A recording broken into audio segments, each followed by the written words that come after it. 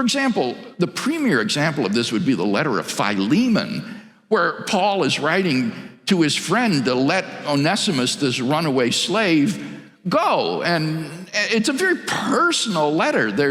It's clearly just an occasional letter between Paul and this other person about this specific concern.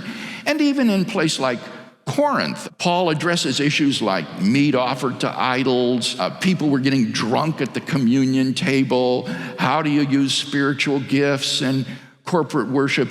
Paul is addressing all of these very specific concerns in these letters and not trying to give a sort of biographical account of Jesus.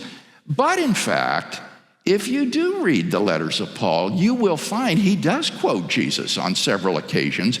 And even more than that, there are lots of allusions to Jesus' teachings in Paul's letters where he's paraphrasing Jesus.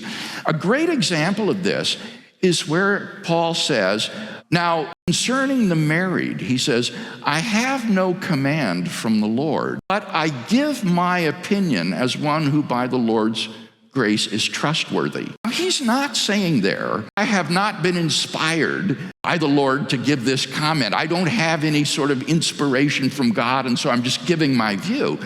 He's saying, I don't have any tradition from the historical Jesus to share about this.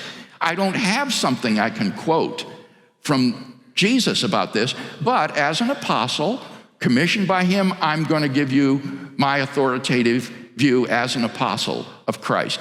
And that's a perfect example, I think, of where Paul is in touch with the Jesus tradition.